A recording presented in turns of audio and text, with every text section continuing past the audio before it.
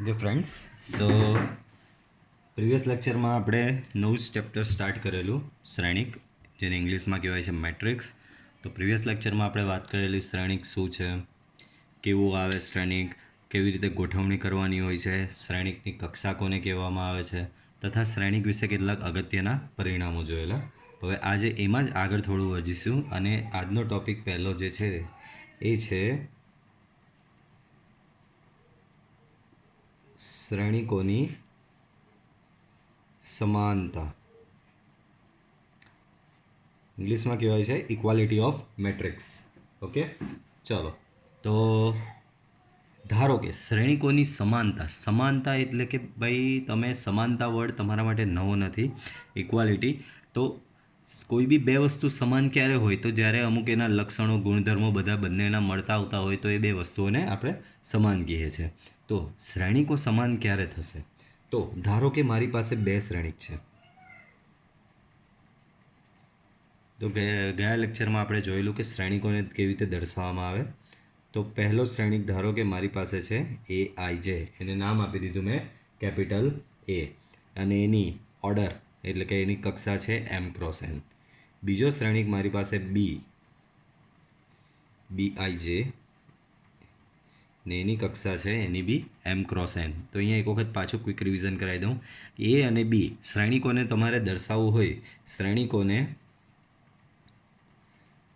હોય તો capital A B C D E આવા સંકેતોનો ઉપયોગ કરવામાં આવે છે. અને આ મેં તમને લાસ્ટ ટાઈમ સમજાવેલું એનું ટેકનિકલ ફોર્મ, બરાબર, કે જે એને ડિસ્ક્રાઇબ કરે પ્રોપરલી, જે એનું વર્ણન કરે એવું ફોર્મ આવ્યું છે. આમાં સ્ક્વેર બ્રેકેટનો મતલબ શ્રેણિક, અંદર એઆઈજેનો મતલબ આઈમી હાર અને જેમાં સ્તંભનો ઘટક. બહાર અહીંયા એમ ક્રોસ એન છે તો એમાં એમ એટલે હારની સંખ્યા, એન એટલે સ્તંભની સંખ્યા. Okay, number of rows, number of columns, and overall M cross N is known as a order of the matrix. Overall M cross એનને શ્રેણિકની કક્ષા કહેવામાં આવે છે. સેમ અહીંયા બીઆઈજે એટલે આઈમી હાર અને જેમાં સ્તંભમાં આવેલો ઘટક, બરાબર. તો આ વસ્તુ આપણે પ્રીવિયસ લેક્ચરમાં જોઈ લીધી. અહીંયા આપણે વાત કરવાની છે શ્રેણિકોની સમાનતા. તો બે શ્રેણિકો સમાન થવા માટે બે શરતનું પાલન થવું જોઈએ. પહેલું તો કે પહેલી તો આ શરત તો હોવી જ જોઈએ, બંને શ્રેણિકોની કક્ષા સમાન હોય. બંને શ્રેણિકોની કક્ષા કેવી થવી જોઈએ? સમાન. અહીંયા તમને મેં પહેલાં જ્યારે બે ઉદાહરણ લીધા ત્યારે તમને થોડું થયું હશે, સરે આ બે અહીંયા આની અને આની બંનેની કક્ષા એમ ક્રોસ એન કેમ લીધી? તો કે બંનેની કક્ષા સમાન હોય તો જ પછી આગળ વધાય, બરાબર. તો બે શ્રેણિકો સમાન થવા માટે સૌથી પહેલાં તો એ બંનેની કક્ષા સમાન હોવી જોઈએ. અને બીજું, બંને શ્રેણિકોના અનુરૂપ તમામ ઘટકો સમાન હોય, બરાબર.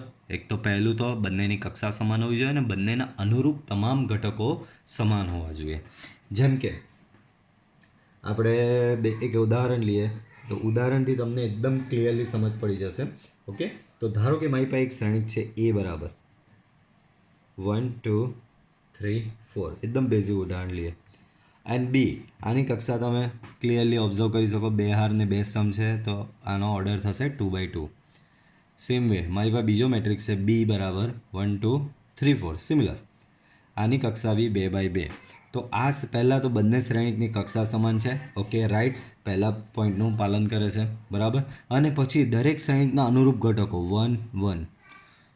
અહીંયા આ ઘટકને યાદ હોય તો આપણે નામ આપેલા, આને A11 કહેવાય, A12 કહેવાય, આને A21 કહેવાય, આને A22 કહેવાય. સેમ વે આનો બી, આ B11 B12 B21 B22. હવે અનુરૂપ ઘટકો એટલે આ જ. અહીંયાનો 1 1 લેવું તો અહીંયાનો બી 1 1, તો અહીંયાનો 1 1 1 છે ને અહીંયાનો બી 1 1 1 જ છે. અહીંયાનો 1 2 2 છે તો અહીંયાનો 1 2 બી 2 છે. અહીંયાનો 2 1 3 છે તો અહીંયાનો બી 2 1 3 છે. અને અહીંયાનો 2 2 4 છે તો અહીંયાનો બી 2 2 4 જ છે. તો બંને શ્રેણિકની પહેલાં તો કક્ષા સમાન થાય છે, એટલે કે પહેલા પોઈન્ટનું પાલન થયું, અને બંને શ્રેણિકના અનુરૂપ તમામે તમામ ઘટકો સમાન થાય છે, બીજા પોઈન્ટનું બી પાલન થયું. આમ બંને પોઈન્ટનું પાલન થતું હોવાથી અહીં આપણે શ્યોરલી કહી શકીએ કે A = B, એટલે કે બે શ્રેણિકો સમાન છે. હવે ધારો કે ત્રીજો એક શ્રેણિક હું લાવું છું, C. લેટ્સ સે C = 1 2 4 3. આ શ્રેણિકની તમે જોઈ શકો કક્ષા 2x2 જ છે. તો આ શ્રેણિકની વાત કરીએ તો આ C11 ઘટક, આ C12 ઘટક, આ C21 ઘટક ને આ C22. હવે A અને C ની વાત કરીએ. શું A અને C સમાન શ્રેણિકો છે? ચાલો, તો પહેલાં તો પહેલી શરત, તો A ની કક્ષા છે 2x2, C ની કક્ષા પણ 2x2 છે. તો ચાલો પહેલા પોઈન્ટનું તો પાલન થઈ ગયું. બીજા પોઈન્ટની વાત કરીએ. આનો 1 1 ઘટક 1 છે, આનો બી 1 1 ઘટક 1 છે. દેટ મીન્સ A11 = C11 થયું. ઓકે, આનો 1 2 ઘટક એટલે કે 2 છે, ને આનો 1 2 ઘટક એ બી 2 છે, તો A12 = C12 બી થયું. પણ હવે આનો 2 1 ઘટક, આનો A21 that is equal to 3, and આનો 21 C21 that is equal to 4. That means A21 is not equal to C21. તો અહીંયા બંને શ્રેણિકોના અનુરૂપ ઘટકો સમાન થતા નથી. આમ A is not equal to C. In short, બંને શ્રેણિકની કક્ષા સમાન હોય તથા બંને શ્રેણિકના જો તમામે તમામ ઘટકો સમાન હોય, બંને શ્રેણિકની કક્ષા સમાન હોય અને બંને શ્રેણિકના તમામે તમામ ઘટકો સમાન હોય તો જ એ બે શ્રેણિક સમાન શ્રેણિક છે એવું કહેવાય. તો અહીં આપણે ટૂંકમાં અને એક સારાંશ સ્વરૂપે લખવું હોય તો in short, if A = B, જો A બરાબર B હોય તો બંને શ્રેણિકના તમામ ઘટકો આ રીતે સમાન જ થશે અને તેના અનુરૂપ તમામે તમામ ઘટકો સમાન થશે. બરાબર, એટલે કે બે શ્રેણિકો સમાન થવા માટે એના બધા જ અનુરૂપ ઘટકો સમાન થવા જોઈએ, તો જ એ બે શ્રેણિક સમાન શ્રેણિક થશે. બરાબર, ચાલો હવે આગળના ટોપિક છે આપણે વિશિષ્ટ શ્રેણિકો. આપણે શ્રેણિક શું છે એ ભણી ગયા, બટ અમુક શ્રેણિકો વિશિષ્ટ શ્રેણિકો હોય છે જેના એક સ્પેસિફિક નેમ આપવામાં આવે છે. બરાબર, તો એ બધા ઘણા એવા શ્રેણિકો છે, એ શ્રેણિકોની આપણે વાત કરીશું. તો નેક્સ્ટ ટોપિક છે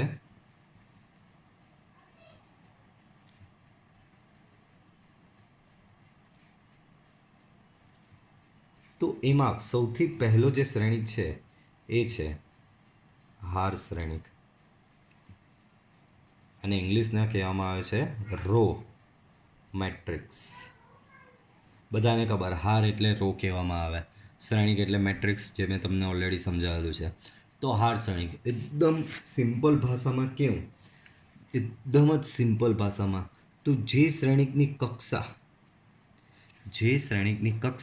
નામ શું છે? હાર શ્રેણિક. તો જે શ્રેણિકની કક્ષા 1x n પ્રકારની હોય, 1x n પ્રકારની હોય તેવા શ્રેણિકને હાર શ્રેણિક તરીકે ઓળખવામાં આવે છે. હવે બાળકો તમે પૂછશો સર આ 1x n એટલે? તો મેં તમને કીધેલું કક્ષામાં જે પહેલો એલિમેન્ટ હોય એ શું દર્શાવે છે? હારની સંખ્યા. અને બીજો એલિમેન્ટ જે છે તે શું દર્શાવે છે? સ્તંભની સંખ્યા. તો આ હાર શ્રેણિકમાં શું વાત કરવામાં આવે છે કે હાર શ્રેણિક એટલે કે જે શ્રેણિકની કક્ષા 1x n પ્રકારની હોય તેવા શ્રેણિકને હાર શ્રેણિક કહેવામાં. એનો મતલબ જે શ્રેણિકમાં હારની સંખ્યા માત્ર ને માત્ર એક જ હોય પરંતુ સ્તંભની સંખ્યા n એટલે કે કોઈ પણ હોય તો ચાલે, હારની સંખ્યા એક અને સ્તંભની સંખ્યા કોઈ પણ હોય તો ચાલે, એવા તમામે તમામ શ્રેણિકને આપણે કહેવામાં આવે છે હાર શ્રેણિક. તો હાર શ્રેણિકનું એક જનરલ સ્વરૂપ કંઈક આ રીતનું થશે: A11, A12, A13 up to A1n. તો અહીંયા તમે જોઈ શકો છો હાર કેટલી થઈ? એક જ. બરાબર, પરંતુ સ્તંભ 1 2 3 અપ ટુ n સુધીના એના સ્તંભ થયા. બરાબર, તો હાર એક એટલે અહીંયા 1 આવશે અને સ્તંભ n તો અહીંયા n આવશે. તો જે શ્રેણિકમાં હાર માત્ર એક જ હોય પરંતુ સ્તંભની સંખ્યા ગમે તે હોઈ શકે એવા શ્રેણિકને હાર શ્રેણિક કહેવામાં આવે છે. બરાબર. તો એના એક બે ઉદાહરણ લઈ લઈએ. એમ તો આઈડિયા આવી ગયો તમને લોકોને. જેમ કે આવું 1 -1 2, તો આમાં એક હાર અને 3 સ્તંભ, તો આ શ્રેણિક કયો થશે? હાર શ્રેણિક. બીજું 1 2 3 4, this is your 1/4. okay, same way અહીંયા any number of element you can place 1 cross 8. Okay, તો આ પ્રકારના જે શ્રેણિક છે એને કહેવામાં આવે છે હાર શ્રેણિક. બરાબર. હવે એના પછી બીજા પ્રકાર જે છે એ છે સ્તંભ શ્રેણિક. સો નેમ પરથી તમને ખબર પડી જશે. કોલમ મેટ્રિક્સ, સ્તંભ શ્રેણિક, એને શું કહેવામાં આવે? Column matrix. ઓકે, તો જે શ્રેણિકની કક્ષા, હાર શ્રેણિકમાં શું હતું? હાર એક હતી અને સ્તંભની સંખ્યા કોઈ પણ ચાલતી હતી. હવે સ્તંભ શ્રેણિકમાં કેવું હશે? તો કે હારની સંખ્યા કોઈ પણ ચાલે પરંતુ સ્તંભની સંખ્યા માત્ર એક જ હોય. પાછું તમને સમજાવી દઉં, પહેલો એલિમેન્ટ જે હોય એને કહેવામાં આવે હારની સંખ્યા, બીજા એલિમેન્ટને કહેવામાં આવે સ્તંભની સંખ્યા. બરાબર. તો જે શ્રેણિકમાં હાર ગમે તેટલી હોય પરંતુ સ્તંભ માત્ર ને માત્ર એક જ હોય તેવા શ્રેણિકને સ્તંભ શ્રેણિક કહેવામાં આવે છે. તો એનું જનરલ સ્ટ્રક્ચર કંઈક આવું થશે: A1 1, A2 1, A3 1 up to AM1. તો અહીંયા તમે જોઈ શકો છો પહેલી હાર, બીજી હાર, ત્રીજી હાર અપ ટુ એમ જેટલી હાર છે, જ્યારે સ્તંભ માત્ર ને માત્ર એક જ છે. તો એમ હાર અને એક સ્તંભ, તો આ શ્રેણિકને કહેવામાં આવે છે સ્તંભ શ્રેણિક. એના કેટલાક ઉદાહરણ જોવા હોય તો લેટ્સ સે A equal to 1 2 3, most basic. તો 3 હાર છે, સ્તંભ માત્ર એક જ છે. જે રીતે આ બધામાં તમે જોઈ શકો છો હાર એક જ હતી એટલે આપણે એને હાર શ્રેણિક કીધો. આમાં સ્તંભ એક જ છે એટલે આને સ્તંભ શ્રેણિક કહેવાશે. બીજું એક એક્ઝામ્પલ લઈએ, 1 -1 1 -1. સો આ થશે તમારું 4 ક્રોસ 1. તો આ બી એક તમારો સ્તંભ શ્રેણિક જ થશે. ઓકે, મતલબમાં હાર શ્રેણિકમાં હારની સંખ્યા એક, સ્તંભની સંખ્યા કોઈ પણ હોય તો ચાલે, અને સ્તંભ શ્રેણિકમાં હારની સંખ્યા એમ અને સ્તંભની સંખ્યા માત્ર એક જ હોય. બરાબર. નેક્સ્ટ, તો નેક્સ્ટ હવે જોઈએ થર્ડ શ્રેણિક. શ્રેણિકનો ત્રીજો વિશિષ્ટ પ્રકાર અને એ છે ચોરસ શ્રેણિક. એને ઇંગ્લિશમાં કહેવાય સ્ક્વેર મેટ્રિક્સ. ચોરસ શ્રેણિક, સ્ક્વેર મેટ્રિક્સ. તો આને કેવી રીતે વ્યાખ્યાયિત? તો જે શ્રેણિકની કક્ષા n ક્રોસ n પ્રકારની હોય. એટલે આ શું દર્શાવે છે ખબર? આનો મતલબ એમ કે જે શ્રેણિકમાં હારની સંખ્યા ઇક્વલ ટુ સ્તંભની સંખ્યા થતી હોય તેવા શ્રેણિકને કેવો શ્રેણિક કહેવામાં આવે? ચોરસ શ્રેણિક. સમજ પડી? જે શ્રેણિકમાં હારની સંખ્યા ઇક્વલ ટુ સ્તંભની સંખ્યા થતી હોય, મતલબમાં હારની સંખ્યા અને સ્તંભની સંખ્યા સમાન હોય એવા તમામ શ્રેણિકને કહેવામાં આવે છે ચોરસ શ્રેણિક. બરાબર. જેમ કે એનું એક ઉદાહરણ લઈએ, A. તો આમાં હારની સંખ્યા 1 અને 2, સ્તંભની સંખ્યા બી 1 અને 2. તો આની કક્ષા કેવી થઈ? 2 ક્રોસ 2. તો અહીંયા હારની સંખ્યા અને સ્તંભની સંખ્યા સમાન આવી. તો આ શ્રેણિકને કેવો શ્રેણિક કહેવામાં આવે છે? ચોરસ શ્રેણિક. સેમ વે બીજું એક એક્ઝામ્પલ લઈએ, 1 -1 3, 2 1 1, 3 5 9. તો આ શ્રેણિક તમારી કક્ષા થશે 3/3. તો આ બી એક ચોરસ શ્રેણિક જ કહેવામાં આવે છે. લેટ્સ સે એક સ્પેશિયલ એક્ઝામ્પલ લઈએ, આવું માત્ર એક જ ઘટક. તો આમાં એક હાર થઈને એક સ્તંભ થયો. તો આની કક્ષા કેટલી થશે? 1/1. ભલે 1/1 આવી, હાર અને સ્તંભની સંખ્યા તો સમાન જ છે ને. તો બરાબર, હાર અને સ્તંભની સંખ્યા સમાન છે એટલે આ બધા તમામે તમામ શ્રેણિક કેવા થશે? ચોરસ શ્રેણિક. ઓકે, તો આ થયો આપણો શ્રેણિકનો ત્રીજો પ્રકાર, ચોરસ શ્રેણિક. બરાબર. ચાલો હવે નેક્સ્ટ જોઈએ. હવે આમાં ઘણી વખત MCQમાં એક બધાને જ ક્વેશ્ચન એક પ્રશ્ન સતાવે કે સર આ જે તમે ત્રીજો એસી શ્રેણિક લખો એની કક્ષા સર 1/1 છે. તમે કીધું સર હારની સંખ્યા અને સ્તંભની સંખ્યા સમાન, તો આ ચોરસ શ્રેણિક છે. ઓકે, સાચી વાત. તો કે આ ચોરસ શ્રેણિક છે જ. બીજું, સર આમાં હારની સંખ્યા માત્ર એક જ છે.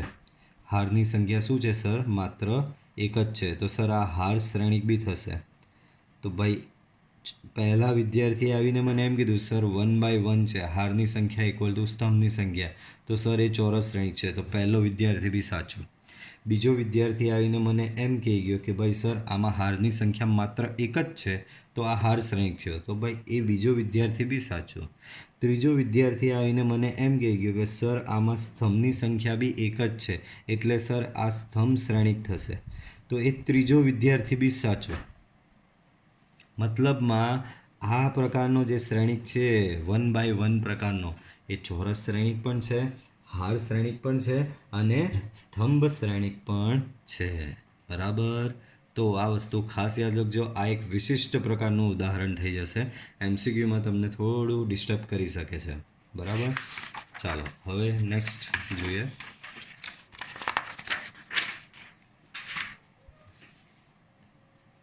નેક્સ્ટ ચોથો પ્રકાર છે વિકર્ણ શ્રેણિક. ઇંગ્લિશમાં એને કહેવાય ડાયગોનલ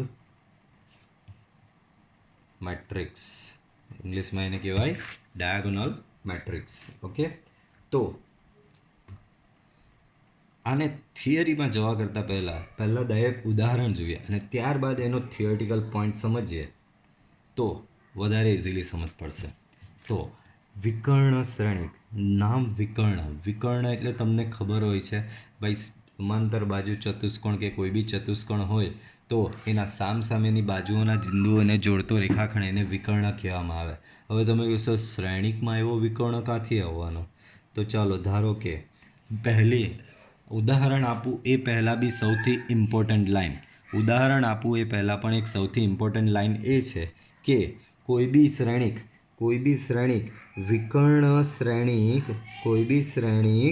વિકર્ણ શ્રેણિક થવા માટે સૌથી પહેલાં એ ચોરસ શ્રેણિક હોવો જરૂરી છે. એનો મતલબ વિકર્ણ શ્રેણિક તો જ બને જો એ શ્રેણિક ચોરસ શ્રેણિક હોય. હવે તમે પાછું ભૂલી ગયા છો સર ચોરસ શ્રેણિક એટલે ભૂલી ગયા. ચોરસ શ્રેણિક એટલે એવો શ્રેણિક કે જેમાં હારની સંખ્યા અને સ્તંભની સંખ્યા સમાન હોય તો એને ચોરસ શ્રેણિક કહેવામાં આવે. બરાબર. તો વિકર્ણ શ્રેણિક થવા માટે સૌથી પહેલાં એ કેવો શ્રેણિક થવો જોઈએ? ચોરસ શ્રેણિક થવો જોઈએ. બરાબર. મેક શ્યોર આ વસ્તુ યાદ રહે. હવે તમે કીધું સર ચોરસ શ્રેણિક એટલે સર આવું પ્રકારનું 1 1 -1 2 1 3 3 1 1. તો આની કક્ષા કેટલી થઈ? 3x3. તો અહીંયા હારની સંખ્યા અને સ્તંભની સંખ્યા સમાન થઈ તો આ એક ચોરસ શ્રેણિક થયો. બરાબર. પણ તમારી પાસે શ્રેણિક કંઈક આવો હોય, લેટ્સ સે 1 -1 3 2 1 3. તો આની કક્ષા થશે 2x3. તો આ ચોરસ શ્રેણિક નહીં કહેવાય કારણ કે અહીંયા હારની સંખ્યા અને સ્તંભની સંખ્યા સમાન નથી. તો વિકર્ણ શ્રેણિક બનવા માટે કોઈ બી શ્રેણિક પહેલાં તો ચોરસ શ્રેણિક હોવો જરૂરી છે. બરાબર. હવે તમે કીધું સર આ તો તમે એવું બતાવ્યું કે હારની સંખ્યા સમાન ને સ્તંભની સંખ્યા સમાન તો એ ચોરસ શ્રેણિક છે, પણ સર એ વિકર્ણ શ્રેણિક ક્યારે કહેવાય? ઓકે, તો તમને પહેલાં આટલું તો યાદ રહ્યું ને કે વિકર્ણ શ્રેણિક થવા માટે એ ચોરસ શ્રેણિક હોવો જોઈએ. હવે ચોરસ શ્રેણિક તો હશે જ, પણ એ ચોરસ શ્રેણિકમાં બી કંઈક એવું વિશિષ્ટ હશે કે જેથી એને આપણે વિકર્ણ શ્રેણિક કહીશું. તો વિકર્ણ શ્રેણિક કેવો બનશે? તો મારી પાસે માની લો કે આ 3x3 શ્રેણિકનું એક સ્ટ્રક્ચર છે. આ શ્રેણિકમાં સૌથી પહેલાં અહીંયા કોઈ રેન્ડમલી કોઈ એક ઘટક છે, અહીંયા વચ્ચે એક ઘટક છે અને અહીંયા કોઈ એક રેન્ડમલી ઘટક છે. અને આ સિવાય આ જે તમે દેખાય છે એક ડાયાગોનલ જેવું સ્ટ્રક્ચર થયું. ડાયાગોનલ એટલે કે વિકર્ણ જેવું સ્ટ્રક્ચર થયું. આ સિવાયના ઘટકો એટલે કે આની ઉપરનો અહીંયાનો ઘટક, આની નીચેના અહીંયાના ઘટક તમામે તમામ ઘટકો જો શૂન્ય હોય તો આ શ્રેણિકને તમે અહીંયા જોઈ શકો છો. સૌથી પહેલાં તો એ ચોરસ શ્રેણિક જ છે અને ચોરસ શ્રેણિકમાં બી જો એ શ્રેણિકમાં માત્ર વિકર્ણ પર જ ઘટકો આવેલા હોય અને વિકર્ણની ઉપરની સાઈડ આ રહ્યો આ વિકર્ણ થયો તમારો, આ શું થયો તમારો વિકર્ણ, અને આ વિકર્ણની ઉપરની સાઈડ અને વિકર્ણની નીચેની સાઈડના તમામ ઘટકો જો શૂન્ય હોય તો આ પ્રકારના શ્રેણિકને કહેવામાં આવે છે વિકર્ણ શ્રેણિક. બરાબર, આ પ્રકારના શ્રેણિકને શું કહેવામાં આવે છે? વિકર્ણ શ્રેણિક. બરાબર, તો આ આપણે એક ઉદાહરણની દ્રષ્ટિએ સમજ્યા, પણ એમ થિયરિટિકલ બી આને થોડું સમજવું જોઈએ કે ભાઈ વિકર્ણ શ્રેણિક ક્યારે?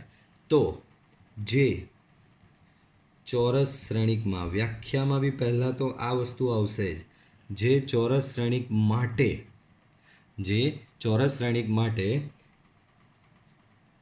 એ આઈ જે એટલે કે શ્રેણિકોની અંદરનો કોઈ ઘટક A I J equal to 0 if I is not equal to J. પાછું, જે ચોરસ શ્રેણિક માટે A I J equal to 0 if I is not equal to J. તો હવે આનો મતલબ હું તમને પ્રીવિયસ લેક્ચરનું જે પેલું સ્ટ્રક્ચર હતું એમાં સમજાવી શકું વધારે ક્લિયરલી. Just a minute.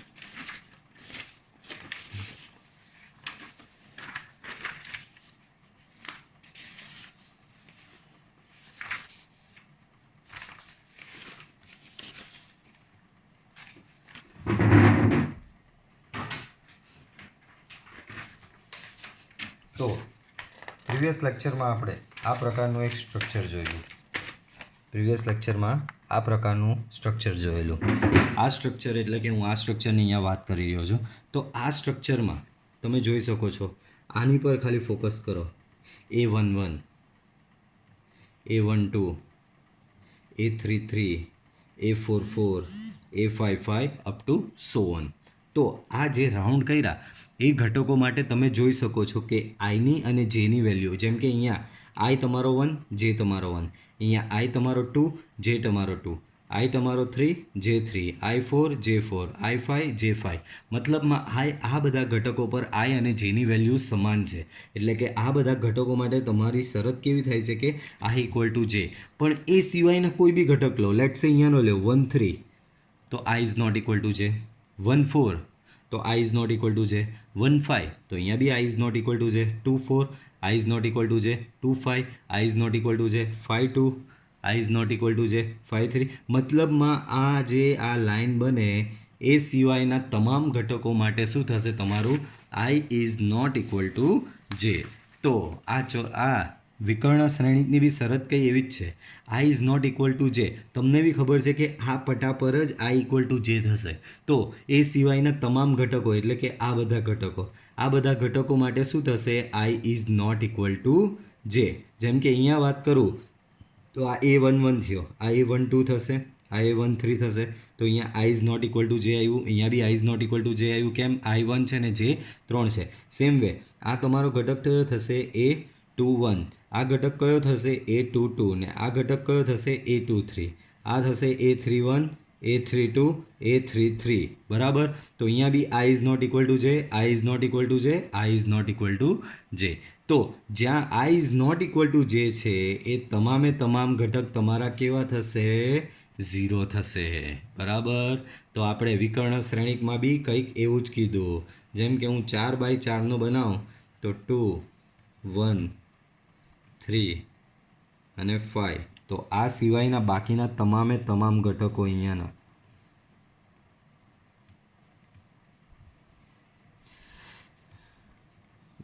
તમામે તમામ ઘટકો 0 થશે. તો આ જે ઘટકો જે છે જેને કહેવાય વિકર્ણ, તો આ વિકર્ણ માટે always I equal to J થશે. અને આ વિકર્ણ સિવાયના જે બધા ઘટકો છે અહીંયા અને અહીંયા જે 0 દેખાય, તો આ બધા ઘટકો માટે I is not equal to J થશે. અહીંયાના બી ઘટકો માટે I is not equal to J થશે. અને જ્યાં I is not equal to J થાય તે તમામ ઘટકો શૂન્ય થાય. તો એવા શ્રેણિકને કહેવામાં આવે છે વિકર્ણ શ્રેણિક. બરાબર. તો સમજ પડી વિકર્ણ શ્રેણિકની વ્યાખ્યા બધાને? પણ એ પહેલાં તમારે યાદ રાખવાનું કે ભાઈ વિકર્ણ શ્રેણિક થવા માટે સૌથી પહેલાં એ ચોરસ શ્રેણિક હોવો જરૂરી છે. હવે વિકર્ણ શ્રેણિકને દર્શાવવા માટે બીજો બી એક સંકેત વાપરવામાં આવે, જેમ કે આ બી છે તો હું આને આ રીતે બી દર્શાવી શકું, માત્ર ને માત્ર આ રીતે બ્રેકેટ પાડવાનો અને બ્રેકેટમાં જે વિકર્ણ હોય તે બેઠો લખી દેવાનો. વિકર્ણ આનો શું છે? 2 1 3 5. સો 2 1 3 અને 5. તો આવું લખો કે આવું લખો, વસ્તુ એક જ થશે. તો આ વિકર્ણ શ્રેણિકને દર્શાવવા માટેનો એક બીજો સંકેત છે ડાયાગ, પછી અહીંયા વિકર્ણ લખી દેવાનો. જેમ કે બીજું એક એક્ઝામ્પલ લઈએ. સી ઇક્વલ ટુ તમારી પાસે છે 1 0 0 -2. તો આને તમે આ રીતે દર્શાવી શકો છો ડાયાગ 1 -2. બરાબર. તો આ તમારો આ રીતે વિકર્ણ શ્રેણિકને દર્શાવવાની એક બીજી મેથડ પણ છે. ઘણીક વાર એવો સવાલ કોઈકના દિમાગમાં આવી જાય, સર મારી પાસે એક શ્રેણિક આવો છે,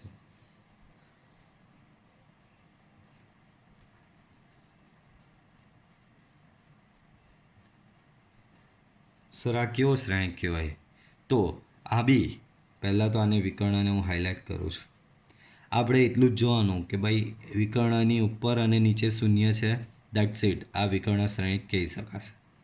તો આને કેવી રીતે દર્શાવાય? 0 2 ને -1. ખાલી વિકર્ણ જે છે તે આ રીતે લખી જવાય. તો આ બી એક વિકર્ણ શ્રેણિક જ થશે. ત્યારબાદ બીજો એક શ્રેણિક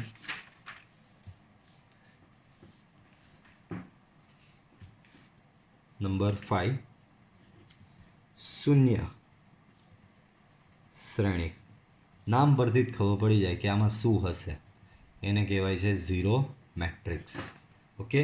તો જે શ્રેણિકના તમામે તમામ ઘટક, મારા શબ્દો ધ્યાન રાખો, જે શ્રેણિકના તમામે તમામ ઘટક શૂન્ય હોય તેવા શ્રેણિકને શૂન્ય શ્રેણિક કહેવામાં આવે છે. બરાબર. હા, હવે આમાં વિકર્ણ શ્રેણિક જેવું નથી કે ભાઈ પહેલાં એ ચોરસ હોવો જરૂરી છે. શ્રેણિકની કક્ષા કોઈ પણ ચાલે. જેમ કે મારી પાસે એક શ્રેણિક આવા પ્રકારનો છે, તો કે બાળકો આની કક્ષા થઈ 2/4, પણ આના બધા ઘટકો શૂન્ય છે, તો આ શ્રેણિકને હું કહીશ શૂન્ય શ્રેણિક. તો આવો કોઈ બી કક્ષાનો તમે શ્રેણિક લઈ આવો, કોઈ બી કક્ષાનો, જેમ કે આવો લઈ આવ્યો કોઈ, તો આ થયો 1/3નો, તો આ બી શું થશે? તમારો શૂન્ય શ્રેણિક. કોઈક બીજો આવો લઈ આવ્યો, તો આમાં થશે 3x2, તો આ બી તમારો શું થશે? શૂન્ય શ્રેણિક. બરાબર. તો જે શ્રેણિકના કોઈ બી કક્ષાનો તમારી પાસે શ્રેણિક હોય, પણ એ શ્રેણિકની અંદરના તમામે તમામ ઘટકો જો શૂન્ય હોય, તો એવા શ્રેણિકને આપણે કહેવામાં આવે છે શૂન્ય શ્રેણિક. એને દર્શાવવા માટેનો સંકેત, સિમ્બોલ કંઈક આ રીતે બી દર્શાવે 0 m×n. બરાબર. કોઈક સિમ્પલી આ રીતે લખી શકે O m×n, કોઈ સિમ્પલી આવી રીતે O બી લખે. તો આ દરેકે દરેક સિમ્બોલ્સ એના છે શૂન્ય શ્રેણિકને દર્શાવવા માટેના. અને શ્રેણિક, શૂન્ય શ્રેણિક ચોરસ બી હોઈ શકે છે ઓર લંબચોરસ પણ હોઈ શકે છે. જેમ કે કોઈ શ્રેણિક ડી લાવ્યો ને કોઈક આવો લઈ આવ્યો, તો આ ચોરસ શ્રેણિક તો છે જ. બરાબર. કારણ કે એમાં 3/3 છે એની કક્ષા, પણ એના દરેકે દરેક ઘટકો શૂન્ય થયા છે, તો આને શૂન્ય શ્રેણિક પણ કહેવાય. અહીં આ ચોરસ શ્રેણિક છે ને આ તમામે તમામ ઉપરના લંબચોરસ છે. ભલે ચોરસ કે લંબચોરસ હોય, તમામે તમામ ઘટકો શૂન્ય, તો એને તમે શૂન્ય શ્રેણિક કહી શકો છો. બરાબર. ત્યાર પછી એક આવે છે 6 નંબર પર, અદિશ શ્રેણિક. ધ્યાન રાખજો, આગળ પહેલાં આપણે એક શ્રેણિક ભણેલા હતા, એ વિકર્ણ શ્રેણિક. વિકર્ણ શ્રેણિક, અદિશ શ્રેણિક, અને આના પછી એક ત્રીજો બી આપણે ભણીશું. એ શ્રેણિક થોડું વધારે તમને કન્ફ્યુઝન કરશે. બરાબર. કારણ કે થોડાક ગુણધર્મો બધાના થોડા ગુણધર્મો એકબીજા સાથે મળતા આવે છે. બરાબર. અદિશ શ્રેણિકની પહેલાં વાત કરીએ. અદિશ શ્રેણિકને પહેલાં તો કહેવાય ઇંગ્લિશમાં એને સ્કેલર મેટ્રિક્સ. બરાબર. તો આપણે આગળ ભણી ગયા વિકર્ણ શ્રેણિક. વિકર્ણ શ્રેણિક એટલે કે ડાયાગોનલ શ્રેણિક. બરાબર. તો વિકર્ણ શ્રેણિક થવા માટે સૌથી પહેલાં એ ચોરસ હોવો જરૂરી છે. તો જો તમારો શ્રેણિક ચોરસ હોય તો જ એ વિકર્ણ શ્રેણિક બને. જો તમારો શ્રેણિક ચોરસ હોય, ચોરસ કોને કહેવાય પાછું સમજાવું, ચોરસ શ્રેણિક એટલે જેમાં હાર અને સમની સંખ્યા સમાન હોય. વિકર્ણ શ્રેણિક એટલે એવો ચોરસ શ્રેણિક કે જેમાં માત્ર વિકર્ણ પર જ ઘટકો છે પણ એ સિવાયના તમામ ઘટકો શૂન્ય છે. બરાબર. તો શ્રેણિક વિકર્ણ થવા માટે ચોરસ હોવો જરૂરી છે. અને શ્રેણિક અદિશ થવા માટે શ્રેણિક અદિશ ક્યારે થાય?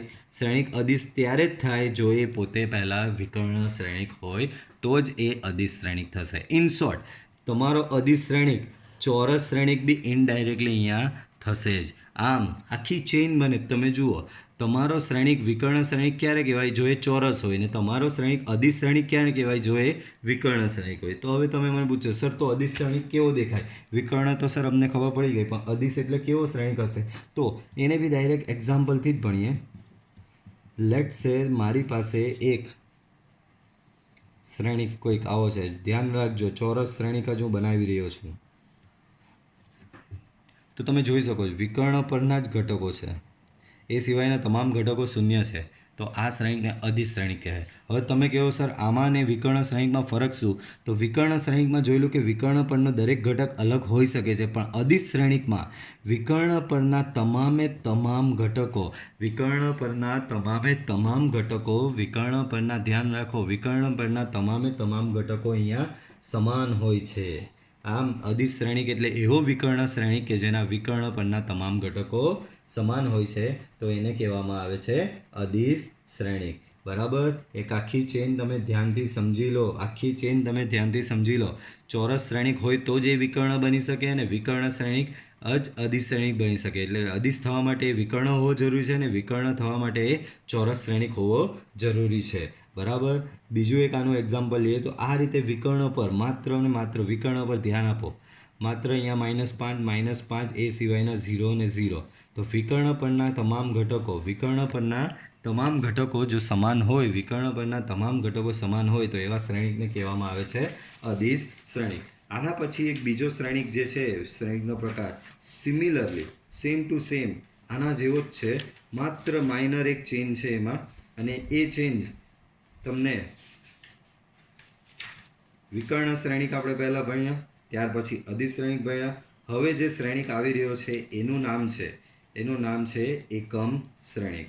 તો આપનો શ્રેણિક એકમ શ્રેણિક થવા માટે સૌથી પહેલાં એ વિકર્ણ શ્રેણિક થવો જોઈએ. બરાબર. તો પાછી આવી જ ચેન બનશે. તમારો શ્રેણિક વિકર્ણ શ્રેણિક ક્યારે બને? જો એ ચોરસ હોય. અને તમારો શ્રેણિક એકમ શ્રેણિક બી ક્યારે બને? એકમ શ્રેણિક ક્યારે બને? જો એ વિકર્ણ શ્રેણિક હોય. તો 7મા શ્રેણિકની આપણે વાત કરીએ. એકમ શ્રેણિક. પાછું એક વખત સમજીએ એને ઇંગ્લિશમાં કહેવાય આઈડેન્ટિટી મેટ્રિક્સ. આઈડેન્ટિટીના આઈ પરથી જ એને જે રીતે આપણે આ બધા શ્રેણિકને દર્શાવવા માટે ABC એવા સંકેત વાપરીએ ને, તે રીતે એકમ શ્રેણિકને દર્શાવવા માટે ડાયરેક્ટ આઈડેન્ટિટી પરથી આઈ લેવામાં આવ્યો છે. એને દર્શાવવાનો સંકેત છે આઈ. તો હું એક જ ઉદાહરણ લખું, તમે સમજી જશો. 1 0 0 1 આને એકમ શ્રેણિક કહેવાય. બીજો 1 0 0 0 1 0 0 0 1. તો આ બી એકમ શ્રેણિક કહેવાશે. તો તમે સમજી ગયા હશો. એકમ શ્રેણિક એટલે એવો વિકર્ણ શ્રેણિક કે જેના વિકર્ણ પરના તમામ ઘટકો માત્ર ને માત્ર એક હોય, તો એવા શ્રેણિકને કહેવામાં આવે છે એકમ શ્રેણિક. ધ્યાન રાખજો, 3 શ્રેણિક હું રાખું છું. વિકર્ણ શ્રેણિક એટલે કેવો હોય? આવો હોય. વિકર્ણ શ્રેણિકમાં વિકર્ણ પરના આવી રીતે કોઈ બી ઘટકો હશે, એ સિવાયના ઘટકો 0 હશે. ત્યાર પછી એના પરથી આ તમારો કયો થયો? વિકર્ણ શ્રેણિક થયો. ત્યાર પછી એના પછી આપણે ભણ્યા અદિશ શ્રેણિક. અદિશ શ્રેણિકમાં શું કહેવામાં આવ્યું કે વિકર્ણ પરના ઘટકો બધા સમાન હોવા જોઈએ. બરાબર. વિકર્ણ પરના ઘટકો બધા સમાન હોવા જોઈએ. બરાબર. તો આ 7 7 7 આવ્યું, તો આને કહેવામાં આવે છે અદિશ શ્રેણિક. અને ત્યાર પછી આપણે ભણ્યા એકમ શ્રેણિક. એકમ શ્રેણિક શું કહે કે ભાઈ મને વિકર્ણ પર સમાન બી નહીં ને કોઈ બી ઘટક, મને વિકર્ણ પર માત્ર ને માત્ર એક જ જોઈએ. તો એવા તમામ આ વિકર્ણ પરના તમામ ઘટકો 1 છે, તો આ શ્રેણિકને કહેવામાં આવે છે એકમ શ્રેણિક. બરાબર, આ શ્રેણિકને શું કહેવામાં આવે છે? એકમ શ્રેણિક. બરાબર. હવે એકમ શ્રેણિક માટે એક બીજો બી એક સંકેત વાપરવામાં આવે જે થિયરિટિકલ અને MCQ રીતે બહુ ઇમ્પોર્ટન્ટ. તમને આવું આપવામાં આવશે કે મારી પાસે કોઈ એક શ્રેણિક છે એ ઓફ આઈ જે. મારી પાસે કોઈ શ્રેણિક છે એ ઓફ આઈ જે અને એ of I J equal two 1 છે if your I equal to જે and a of ij equal to 0 if I is not equal to j. તો આ શ્રેણિક કયો છે એવું ઓળખી બતાવો. બાળકો તમને સમજાયેલું છે આઈ ઇક્વલ ટુ જે. એક વખત પાછું સમજી દો. આઈ ઇક્વલ ટુ જે એ માત્ર વિકર્ણ પર જ થાય છે અને આઈ નોટ ઇક્વલ ટુ જે એ સિવાયની બધી જગ્યાએ આઈ નોટ ઇક્વલ ટુ જે થાય છે. તો આ શરત શું કહી રહ્યું છે? જો આઈ ઇક્વલ ટુ જે ત્યારે તમામ ઘટકો 1 ને આઈ ઇક્વલ ટુ જે ક્યારે હોય? માત્ર વિકર્ણ પર. બરાબર. તો આઈ ઇક્વલ ટુ જે હોય ત્યારે તમામ ઘટકો 1 થાય એટલે કે વિકર્ણ પર તમામ ઘટકો 1 અને I is not equal to J એટલે કે અહીંયાના અને અહીંયાના.